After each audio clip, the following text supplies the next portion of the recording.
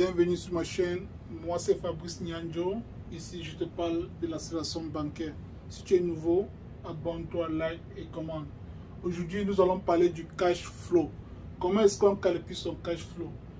Le cash flow est égal, n'est-ce pas, aux revenus moins les dépenses. Et le cash flow est très important dans le principe de l'accélération bancaire. Vous ne pouvez pas vous en sortir si vous ne connaissez pas votre cash flow.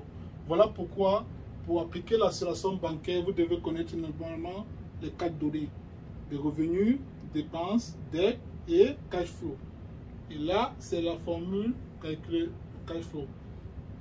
Et ensuite, vous avez besoin d'une ligne de crédit, n'est-ce pas? Si vous n'avez pas de ligne de crédit, allez très rapidement obtenir une ligne de crédit auprès de votre banque. Lorsque vous avez tous les éléments cités, vous appliquez tout simplement le principe qui est très simple, n'est-ce pas? J'ai mon compte courant qui est là, j'ai ma ligne de crédit à ce niveau, et là, j'ai, n'est-ce pas, le poste de dépenses du mois. Vous avez la connexion entre la ligne de crédit et le compte courant, c'est-à-dire je peux transférer de l'argent du compte courant à la ligne de crédit et de la ligne de crédit au compte courant, et ensuite je paie les factures, n'est-ce pas? C'est ici donc que le cash flow intervient.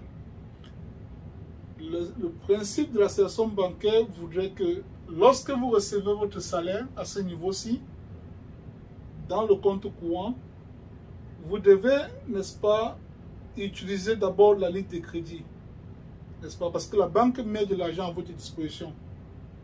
Vous devez d'abord utiliser l'argent de la banque, l'argent des autres, ce qu'on appelle en anglais other people money.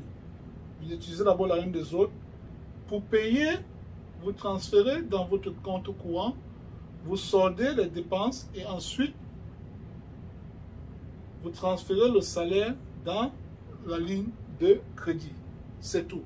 C'est ça le principe. Mon salaire arrive, j'utilise d'abord la ligne de crédit, je paie les factures et ensuite je me paye. Ça fait en sorte que vous ne perdez pas votre cash flow. Ok? Vous ne perdez pas votre...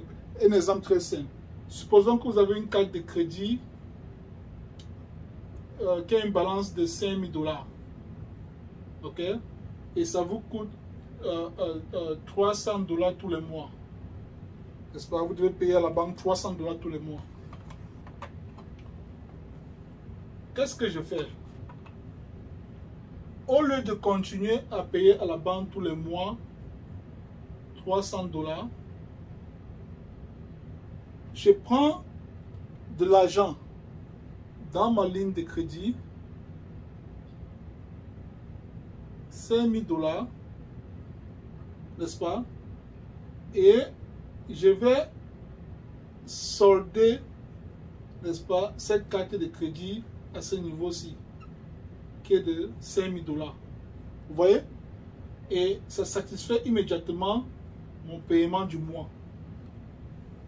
Juste en faisant la transaction de la ligne de crédit au compte courant, du compte courant pour solder. Là, je n'ai plus 300 $ comme poste de dépense. Ok? J'ai soldé. Et ensuite, lorsque mon salaire arrive à ce niveau-ci, supposons que j'ai un salaire de 2500 $. Lorsque mon salaire arrive dans mon compte courant, j'envoie immédiatement dans ma ligne de crédit. Qu'est-ce qui se passe à ce niveau?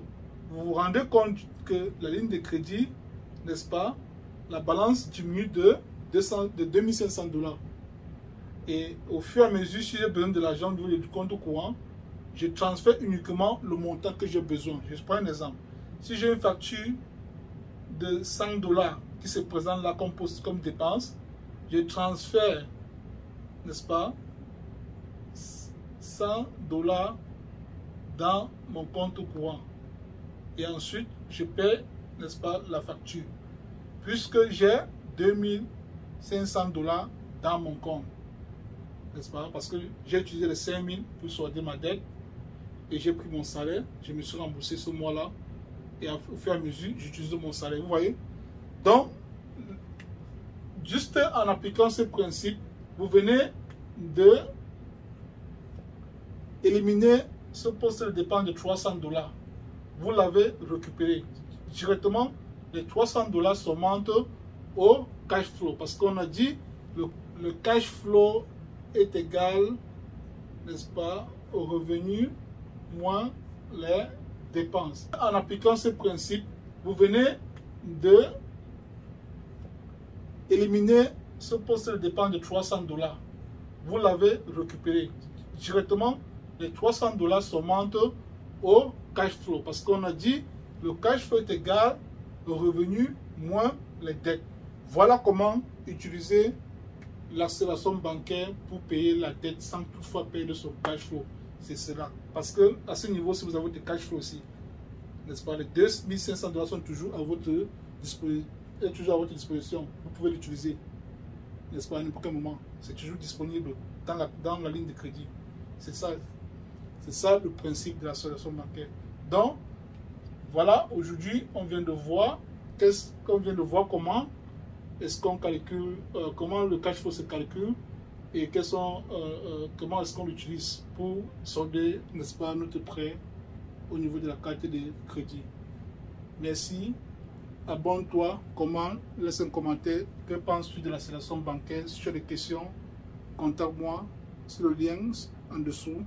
Là, je pourrais, n'est-ce pas, avoir